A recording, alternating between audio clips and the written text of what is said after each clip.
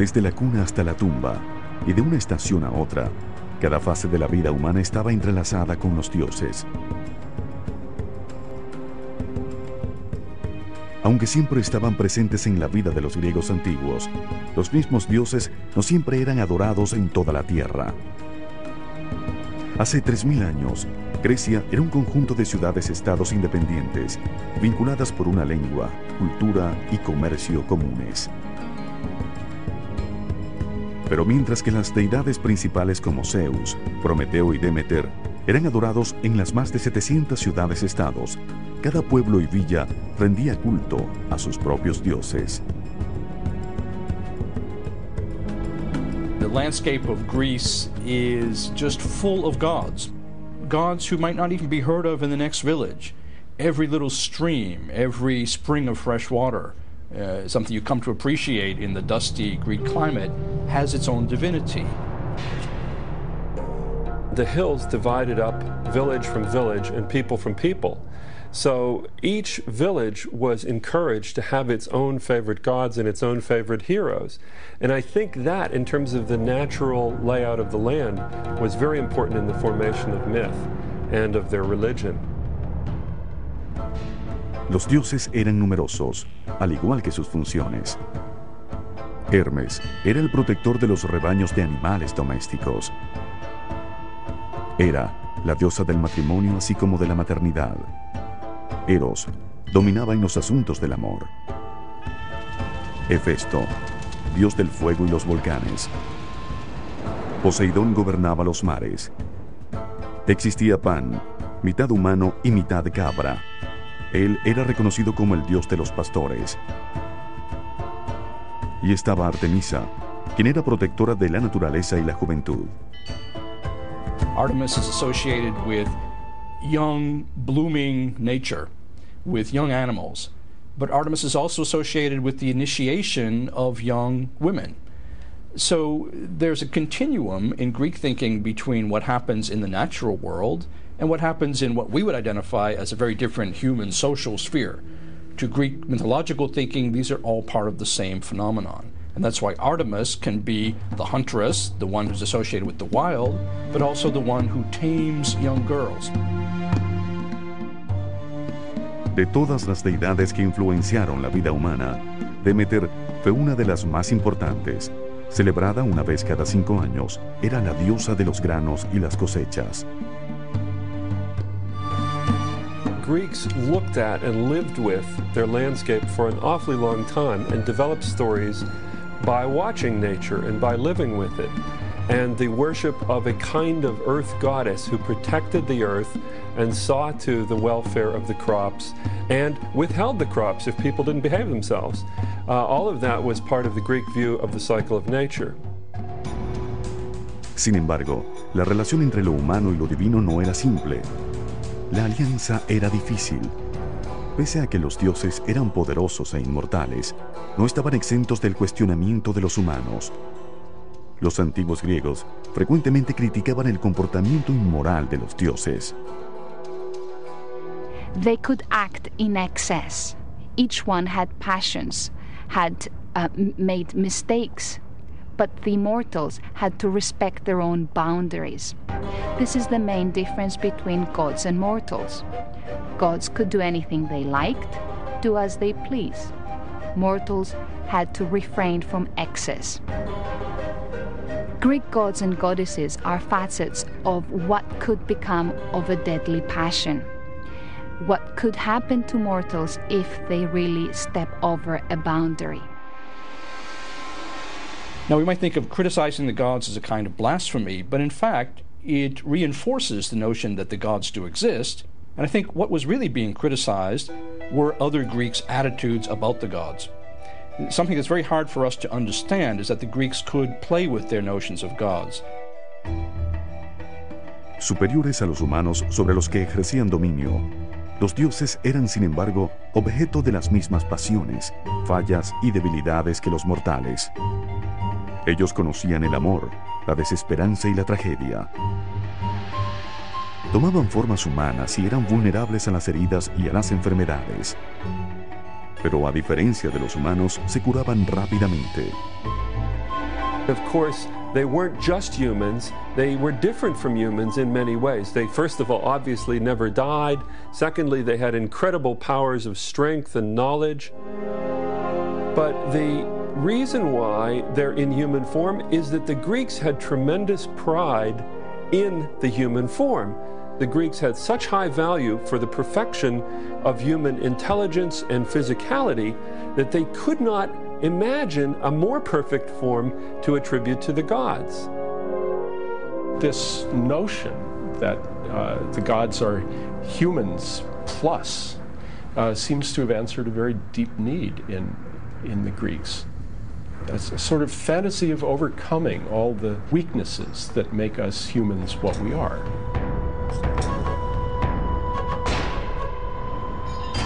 Los dioses también estaban sujetos a leyes similares a las que gobernaban a la humanidad. Hermes era el guardián de los viajeros. Cuando él despejó un camino asesinando al monstruo de 100 ojos llamado Argos, tuvo que enfrentar un juicio por su crimen. Well, he's a god, but he's polluted. And so he had to stand trial.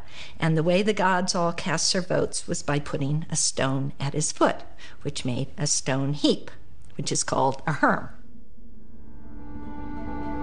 Pese a que los dioses no eran perfectos, no podían ser irrespetados. What you did need to do was be careful not to offend the gods, not to set yourself up as the gods' equal, not to be arrogant in that way, because that was inviting disaster, not from any other humans, but from the gods themselves. There's the story of Salmoneus, who had himself driven around on a cart, banging on shields or some noise-making implement, saying that he was Zeus and trying to imitate Zeus's thunder, and he was promptly dispatched with a thunderbolt. I think everybody believed that somebody really powerful had to be in charge of lightning, and the obvious candidate was Zeus. Zeus was a weather god, primarily.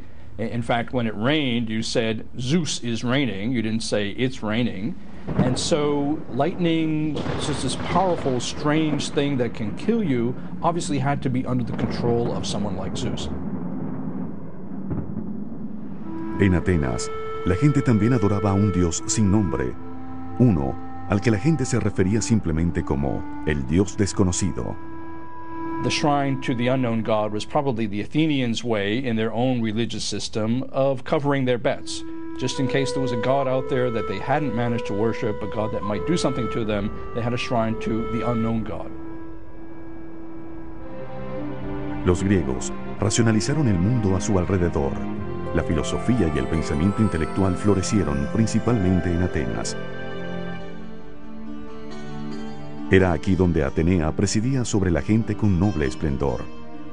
Diosa de la guerra y protectora de las artes, era adorada en forma de una estatua de oro, ébano y marfil en el Partenón.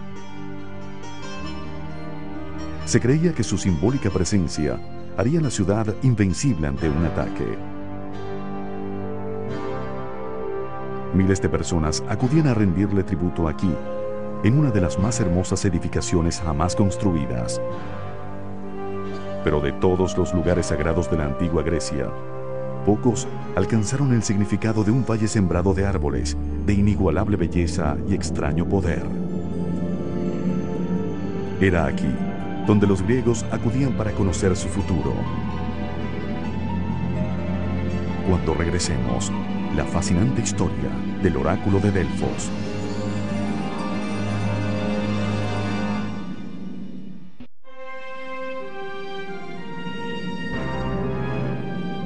Esta es Olimpia. Hace 2500 años, una estatua de 12 metros fue erigida en este lugar.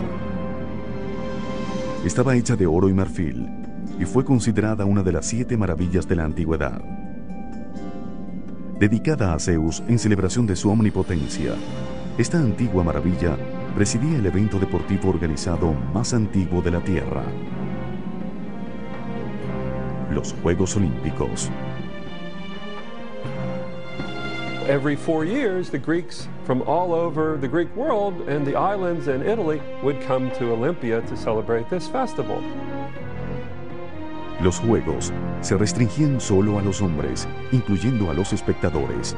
Atletas desnudos competían por la corona y la gloria bajo un ardiente sol en 5 eventos: el salto largo, el lanzamiento de disco, el lanzamiento de jabalina, la lucha y la carrera corta de 180 metros.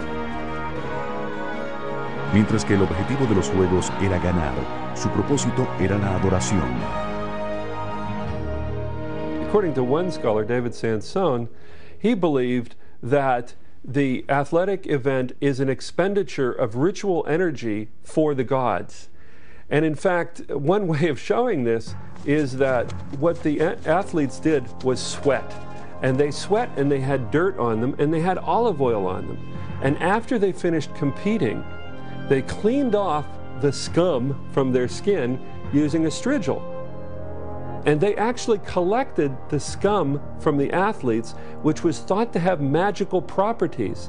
And in a sense, they were reaping the product of human energy and having this as a magical potion that the gods would honor. Esto, entonces, era Olimpia. Y hasta el presente, en todo el mundo, ganar una competencia olímpica sigue siendo un logro incomparable.